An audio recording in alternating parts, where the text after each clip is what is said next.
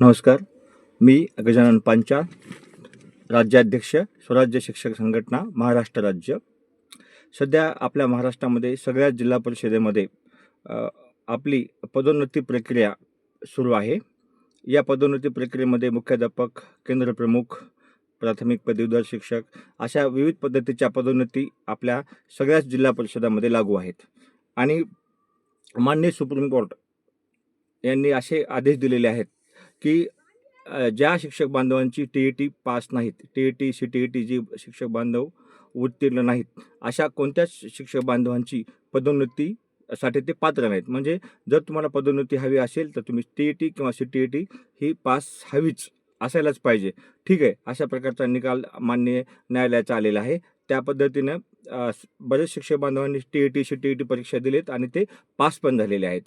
आणि पण आता झाले काय की आता ह्या ज्या सगळ्या जिल्हा परिषदामध्ये ज्या काही पदोन्नत्या चालू आहेत, त्या पदोन्नत्यामध्ये जे शिक्षक बांधव 1 सप्टेंबर 2025ला जे शिक्षक बांधव 25 किंवा त्याच्या अगोदर जे शिक्षक बांधव टी-ई-टी किंवा सी-टी-ई-टी परीक्षा पास आहेत, अशा शिक्षक बांधवांना या पदोन्नती प्रक्रियेमध्ये, प्रमोशनच्या प्रक्रियेमध्ये यांची ज्या याद्या लागलेल्या आहेत सगळ्या जिल्हा परिषदामध्ये, त्याच अशा शिक्षक बांधवांचा समावेश करण्यात आलेला आहे 1 सप्टेंबर 2025.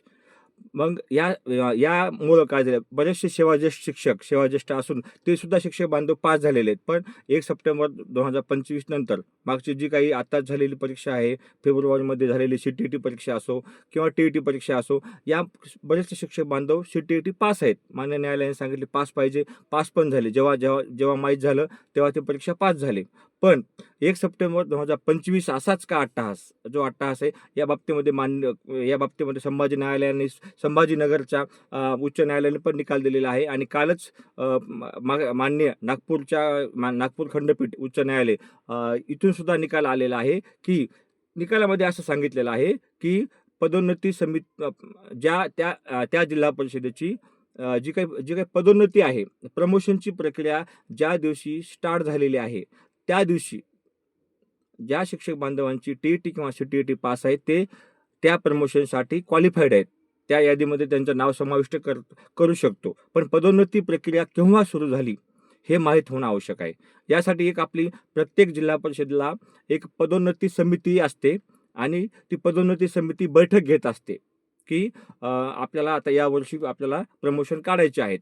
मग ही जी पदोन्नती समितीची बैठक आता खूप दिवसापूर्वी झाली किंवा नाही झाली, आपापल्या जिल्हा परिषदामध्ये आपण पाहिलं पाहिजे. आणि त्या पदोन्नती समितीच्या बैठकीचं इतिवृत्त आपल्याला माहिती हवं किंवा जे काही तुम्ही बैठक घेतलेली, ती बैठक कोणत्या तारखेला घेतलेली आहे, किंवा एकही पत्र समजा तुम्ही काढलंच नाही जिल्हा परिषदेनं, समजा आपल्याला माहिती मागवली नाही, प्रमोशन मागवलं नाही किंवा त्या पत्रामध्ये प्रमोशनचा उल्लेखच नाही, समजा की आम्हाला प्रमोशन करायचे आहेत आणि यासाठी तुमची ही माहिती पाठवा, असंही काही एखादं पत्र आपल्याकडे आलेलं नाही आणि पदोन्नती समितीची बैठक केव्हा झाली हे आपल्याला माहिती नाही. तर आपल्याला यादीत नाव समाविष्ट करायचं असेल तर आपल्याला अगोदर महाराष्ट्र शासनाचे सुद्धा आपल्याला की सर्व जिल्हा परिषदेला आदेश जवळपास आलेले आहेत की अशाच माझ्या माहितीप्रमाणे की 1 सप्टेंबर 25च्या अगोदर जे शिक्षक बांधव सी-ई-टी किंवा टी-ई-टी पास आहेत, अशाच बांधवांना तुम्ही त्या यादीमध्ये समाविष्ट नाव तुमचे असावे, असं त्याच्यात आलेलं आहे.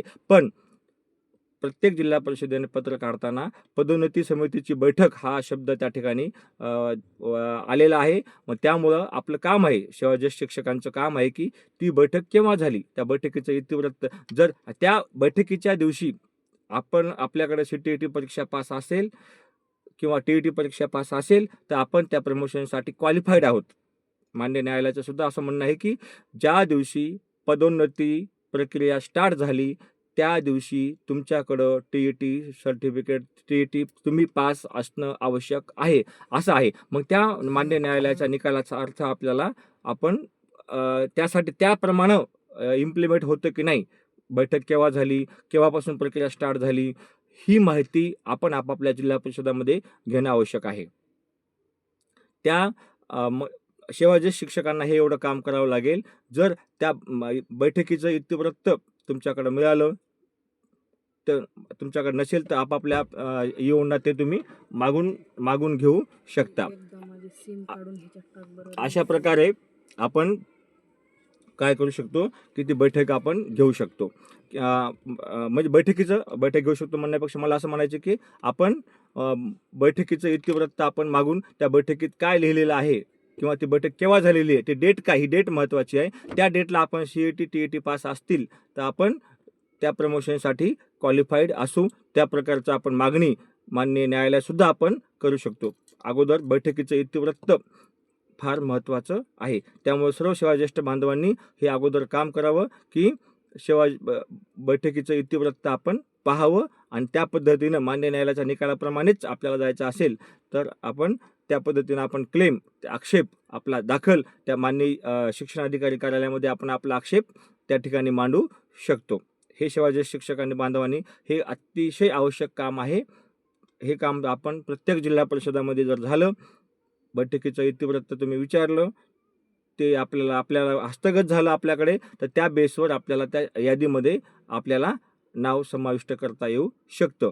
हाच काल जो माननीय नागपूर खंडपीठाचा निकाल लागलेला आहे, याचा माझ्या माहितीप्रमाणे मी जे माहिती करून घेतली त्याप्रमाणे याचा आपल्याला तंतोतंत माहिती आपल्याला सांगता येईल. धन्यवाद.